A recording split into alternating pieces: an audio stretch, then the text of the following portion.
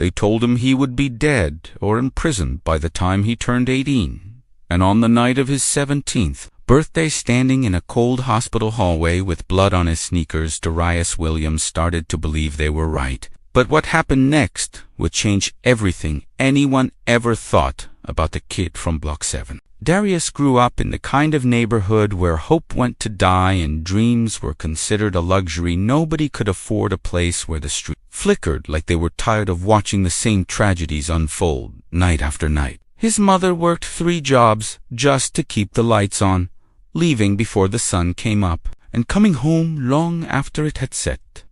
And Darius learned early that love sometimes looks like absence because survival demanded sacrifice. He was a quiet kid with deep brown eyes that seemed to carry the weight of generations, and his teachers often said he was smart but distracted, talented but troubled, full of potential but surrounded by too many obstacles to ever reach it. Darius heard those words so many times, they started to sound like a sentence rather than an observation, like the world had already decided his fate before he had a chance to write his own story. The apartment they lived in had tin walls that let in every argument from the neighbors, every siren that screamed through the night, every reminder that peace was something other people got to experience in neighborhoods with better zip codes. Darius shared a room with his younger brother, Malikin. Every night, he would tell the boys stories about places far away from the concrete jungle they called home. Places where the air was clean and opportunities didn't come with conditions attached. But here is what nobody knew about Darius, the secret.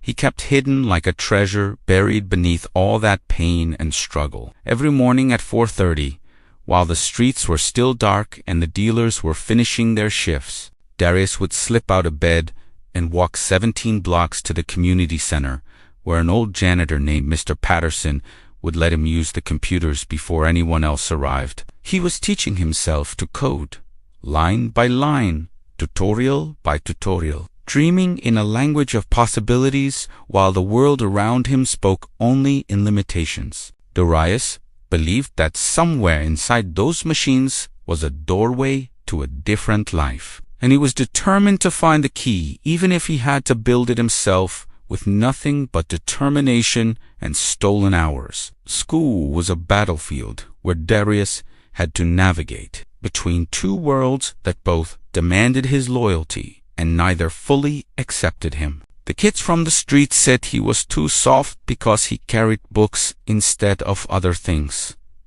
And the teachers looked at him with that mixture of pity and suspicion that made him feel like a visitor in a place that was supposed to be preparing him for the future. There was this one teacher, though, Mrs. Henderson, who taught computer science in a classroom with outdated equipment and not enough chairs for all the students. She saw something different when she looked at Darius. Something that made her stay after school when he had questions. Something that made her print out extra materials and slip them into his backpack when nobody was watching. She told him once that talent without opportunity is like a seed planted in concrete, and that her job was to find the cracks where light could get through. Darius never forgot those words because they were the first time an adult had described him as something other than a problem to be solved or a statistic waiting to happen. Then came the night that would crack his world wide open and rearrange everything he thought he knew about himself and his future. Darius was walking home from the community center, his mind full of the program he had been working on, when he turned the corner onto his block and saw the flashing lights painting the buildings in red and blue. His heart knew before his mind could catch up, and his feet started running before he made the conscious decision to move, carrying him toward the crowd gathered outside his building. His mother was on the ground, surrounded by paramedics, and Malik was standing there with tears streaming down his face and a look of confusion that no twin should ever have to wear. She had collapsed on the stairs coming home from her 3rd shift, her body finally surrendering 2 years of exhaustion and neglect because she had always put her son's needs before her own health. In that moment, standing in the chaos, with his little brother gripping his hand so tight it hurt, Darius felt something shift inside him, like tectonic plates, moving beneath the surface of who he was. The fear was there, overwhelming and suffocating. But underneath it was something else, something that felt like clarity cutting through the noise of panic. He realized that he had been waiting for permission to become the person he needed to be, waiting for the world to give him a chance, when the truth was that chances are not given but taken by those brave enough to reach for them. The hospital became their home for the next 3 weeks, as their mother recovered from what the doctors called complete exhaustion, complicated by untreated high blood pressure conditions that develop when you spend years putting everyone else first and treating your own body like an afterthought. Darius sat by her bed every day after school, doing his homework in the uncomfortable chair, watching her sleep and making promises to himself that he intended to keep. He told Malik that everything would be okay, even though he had no idea how to make that true. Because sometimes hope is a lie we tell to keep ourselves moving forward until we can turn it into reality. And somewhere in those long hospital nights, between the beeping machines and the hushed conversations of nurses in the hallway, Darius Williams started building a plan that would either save his family or destroy everything he had left. What Darius did next would make people question everything they thought they knew about what's possible when you have nothing left to lose and everything to fight for. He started entering every coding competition he could find online, staying up until 3 in the morning, hunched over that community center computer, building applications and solving problems with a desperation that bordered on obsession. Mrs. Henderson noticed the dark circles under his eyes and the way he sometimes fell asleep in class.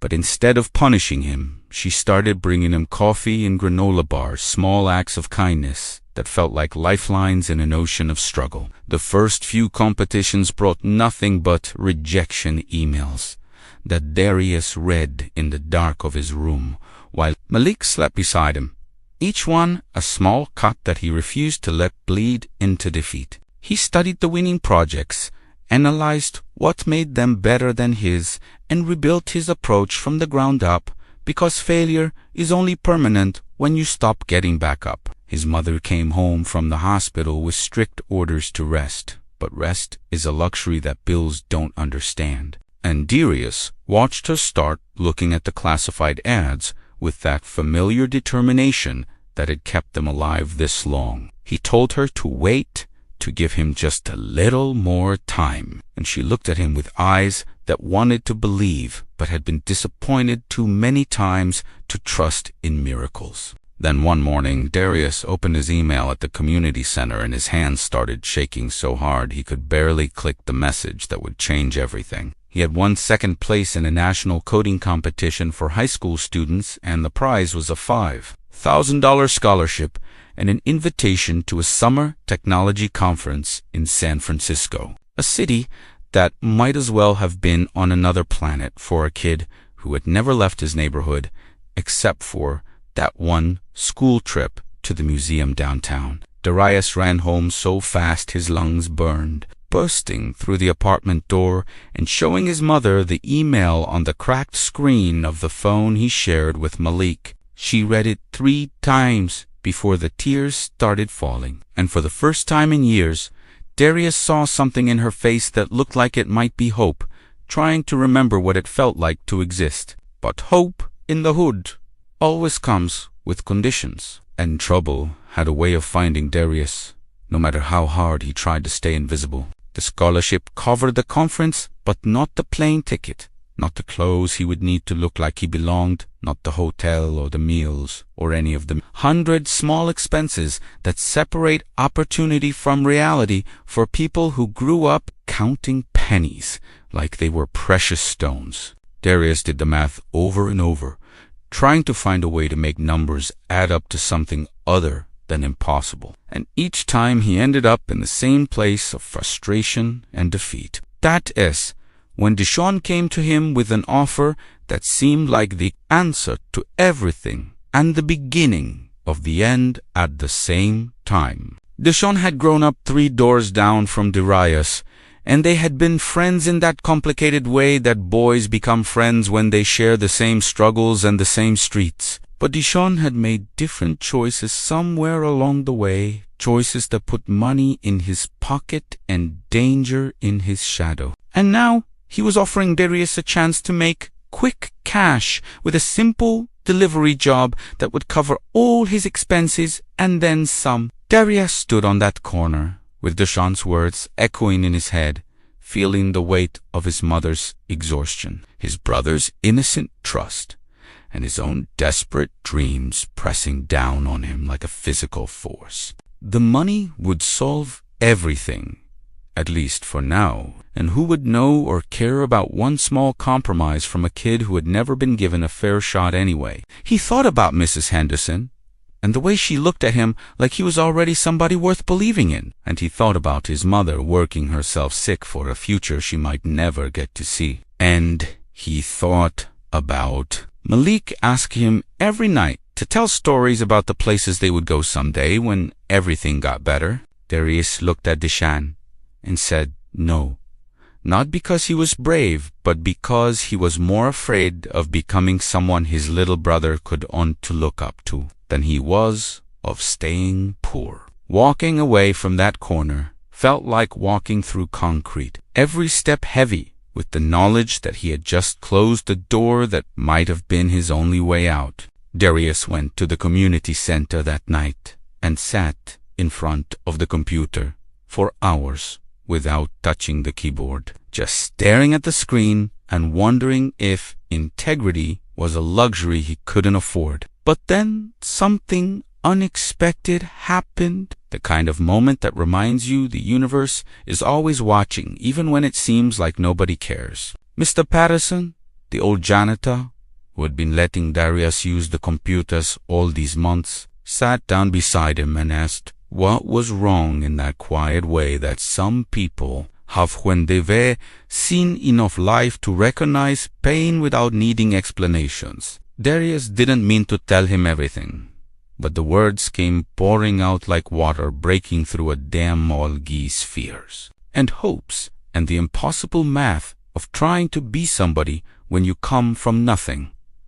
Mr. Patterson listened until Darius ran out of words, and then he reached into his pocket and pulled out a folded check that he pressed into the young man's hand with fingers that trembled slightly from age. It was enough to cover the plane ticket and more savings from 30 years of mopping floors and fixing toilets given freely to a kid he believed in because someone had done the same for him a long time ago. What happened at that conference would prove that everything Darius had suffered was preparation for a moment he never could have imagined. San Francisco hit Darius like a revelation. All gleaming buildings and people who walked with purpose toward futures they seemed to take for granted. He felt out of place in clothes he had borrowed from 3 different people, carrying a backpack held together with duct tape and determination. But he also felt something else underneath the insecurity. A hunger that had been growing his entire life finally finding a place where it might be fed. The conference was overwhelming in the best possible way, filled with people who spoke the language Darius had been teaching himself in secret all those dark mornings at the community center. He listened to speakers talk about innovation and disruption and changing the world through technology, and for the first time he didn't feel like a visitor in someone else's dream but a participant in his own unfolding story. On the second day, there was a pitch competition where students could present their projects to a panel of investors and industry leaders, and Darius almost didn't sign up because who was he to stand on that stage with kids from private schools, unstable homes, and every advantage he had never known. But then he remembered his mother in that hospital bed, and Malik's face full of trust, and Mr. Patterson handing over a lifetime of savings, because belief is an investment that compounds in ways money never can.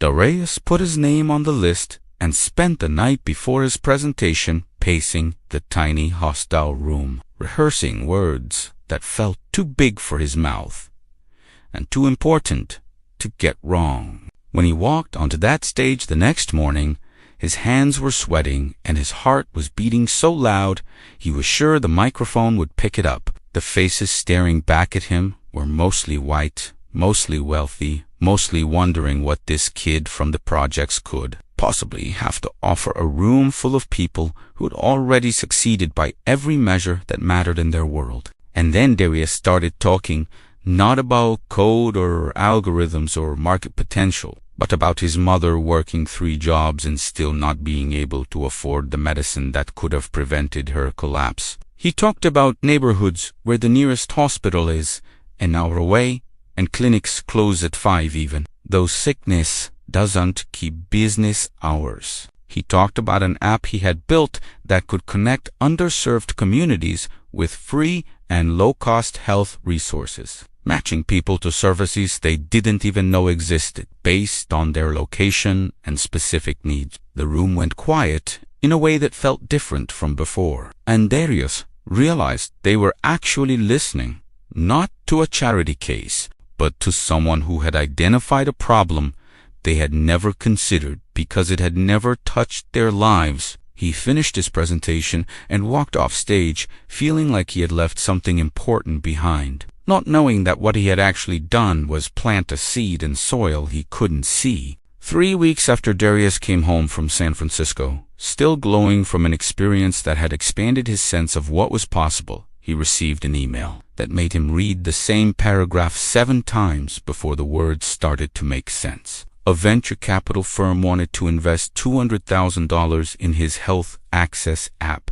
providing funding and mentorship to help him develop it into something that could scale beyond his wildest imagination. They had been in the audience that day, and something about Darius had stuck with them, not just his idea but his authenticity, his refusal to perform poverty for sympathy while still owning every part of where he came from. The news spread through the neighborhood like wildfire, and suddenly Darius was the kid everyone was talking about, the proof that maybe getting out wasn't just a fantasy after all. He graduated high school with scholarships to 3 different universities, and he chose the one that would let him keep working on his app while pursuing a degree in computer science. But here is the part of the story that matters most, the part that transforms a success story into a legacy. Darius didn't leave Block 7 behind when he made it out.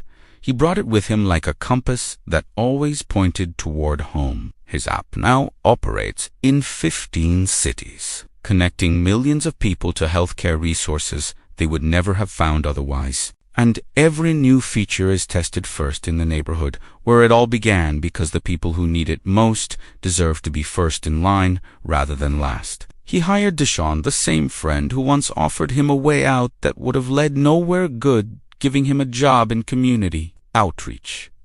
Because Darius understood that circumstances make choices look different depending on which side of the line you're standing on. He funded a technology program at the community center where Mr. Patterson still works, though now he's more supervisor than janitor, watching a new generation of kids learn to code on brand new computers donated by a young man who never forgot who held the door open when he had nowhere else to go. His mother doesn't work 3 jobs anymore, and Malik is in his 2nd year of college studying medicine, because watching his brother survive against the odds taught him that healing comes in many forms and all of them matter.